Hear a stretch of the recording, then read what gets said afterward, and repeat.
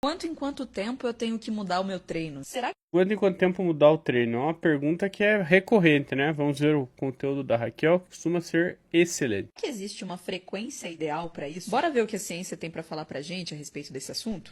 Quando a gente está falando de um planejamento de treino coeso e pensando em todo esse planejamento de acordo com as diretrizes mais Ah, tá. Ela pegou a diretriz da IUSCA, né? Que o pessoal, uma galera aí gosta de desmerecer, né? Mas não dá pra desmerecer os consensos só porque as pessoas não concordam com eles, né, pessoal? Esse aqui, o pessoal que quiser, por exemplo, um artigo mais resumidão sobre as diretrizes do treino e musculação, tá aqui. Óbvio que você não vai ter informações bem específicas, talvez, mas o basicão aqui você acha. mais atuais que a gente tem a respeito de treinamento para hipertrofia, existem algumas variáveis que precisam ser consideradas. Algumas são mais relevantes e outras são menos relevantes. Por exemplo, Sim. a base dessa pirâmide é a aderência ao exercício, porque se eu não tenho aderência ao planejamento, se eu não vou treinar e não me mantenho treinando, obviamente eu não vou colher Principal fator, pessoal. Por isso que a gente fala que você tem que adotar uma abordagem sustentável, né? Porque se você quer continuar com o resultado, você tem que se manter fazendo exercício. Então você tem que ver o que você vai aderir melhor a longo prazo. benefícios do treinamento. E aí outras coisas que também são muito importantes seria a progressão e o nível de esforço. A progressão a gente pode chamar também de princípio da sobrecarga progressiva, progredindo ao longo do tempo o peso que a gente consegue usar num determinado exercício. Pode ser a faixa de repetições também, né? Tem estudo que compara isso diretamente e ambos são eficientes. Mas treinar com repetições mais alta pode induzir um pouco mais de fadiga de forma aguda. Talvez isso em algum momento possa prejudicar os ganhos, apesar dos estudos que comparam cargas moderadas e baixas com cargas altas não mostrarem isso, né? Mas são formas de progressão, né? Ou progredindo o número de repetições que a gente consegue fazer com o Ela falou. mesmo peso. E claro, tudo isso precisa estar acompanhado de nível de esforço. E seria aí o nível de esforço que a gente imprime dentro de uma série. O quão próximo da falha a gente chega em todas as séries do nosso treino, em todas Isso aqui é bem interessante porque talvez eu jogasse o nível de esforço antes da progressão, porque eu acho que, por exemplo, assim, a progressão ela acontece como uma consequência das séries com alto nível de esforço. E parece ser um pressuposto básico para que a hipertrofia aconteça. as séries de trabalho. O volume também é muito importante. Depois eu posso fazer um post só sobre volume.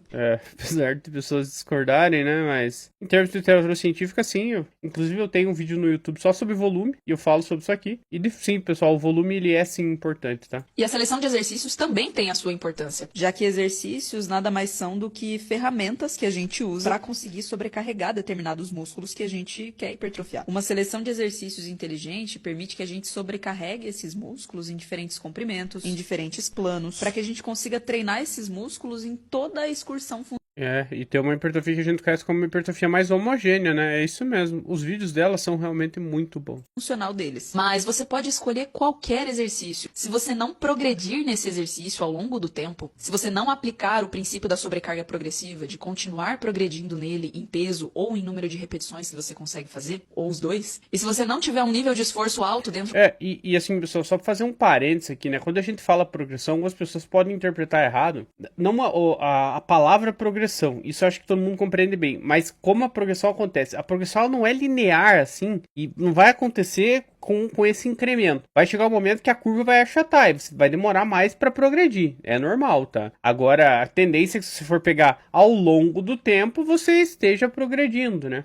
das suas séries, se você não treinar com proximidade da falha, você não vai evoluir, não importa qual seja a sua seleção de exercícios. Inclusive, achei esse post maravilhoso. A ilustração vem de um texto do professor Eduardo Oliveira, também baseado em evidências. Mas e aí, tendo Baita pirâmide. tudo isso em mente, de quanto em quanto tempo eu mudo o treino? Bom, na verdade, quanto mais tempo você puder manter uma mesma seleção de exercícios, melhor, já que um dos princípios básicos do treinamento para hipertrofia é a sobrecarga progressiva. Quanto mais tempo você passa realizando um exercício, mais forte você fica naquele. Isso aí acho que dá pra gente agrupar duas coisas que eu já falei aqui, né? Primeiro, a questão da aderência. Assim, pessoal, o que acontece é que tem algumas pessoas que gostam de mudar de treino. E pra ela se manter treinando, ela tem que mudar de treino. E aí, assim, por mais que às vezes não seja o ideal, daí talvez nesse cenário, o que a gente poderia recomendar? Mantém um core de exercícios ali e altera algumas coisas pontualmente. Mas não muda o programa inteiro de cabeça pra baixo, entendeu? Não é algo que eu costumo fazer, por exemplo, também quando vou estruturar o planejamento. E outra coisa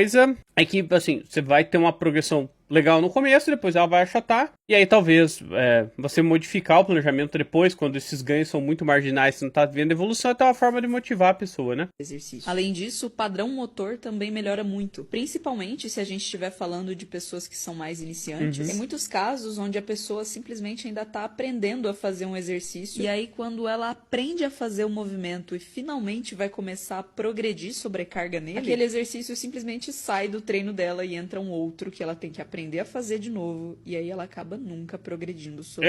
Tem isso, né? Se mudar, é o que eu falo do meu livro, assim, que é a variação programada, né? Não é ficar mudando o tempo todo. A variação programada. Além disso, para pensar treinamento, a gente não pensa só em seleção de exercícios. A gente pensa em intensidade, a gente pensa em tempo de descanso, em volume de treino. E aí a gente precisa amarrar tudo isso num programa de treinamento que caiba na rotina e na vida do indivíduo, de acordo com os objetivos e necessidades dele. Não é à toa que na maioria dos trabalhos científicos que a gente tem, para que seja possível mensurar se uma intervenção de treinamento foi minimamente efetiva ou não para os indivíduos, as pesquisas vão durar em torno de 8, 12, 16, 20 semanas. Minha dica, se você não sabe muito bem o que você está fazendo, trabalhe com um volume baixo, uma seleção básica de exercícios, preste atenção ao princípio da sobrecarga progressiva e É isso mesmo. Pra mim, cara, acho que o negócio que muda muito o treino de uma pessoa que ela não assim, ela é meio alheia a essas coisas, é a proximidade até a falha, entendeu? Séries com alto nível de esforço. Isso sim transforma o treino. É por isso que muitas pessoas dizem que o low volume mudou o shape delas quando não foi low volume. Elas passaram a ter qualidade nas séries, né? a proximidade da falha nas suas séries. Anote quanto de peso você está usando em cada exercício, quantas repetições você está fazendo. Tente progredir isso ao longo das semanas. E no fim dessas 8, 12, 16 semanas, você olha como foi essa progressão. A depender de como foi, você faz alguma alteração pontual. Não mude.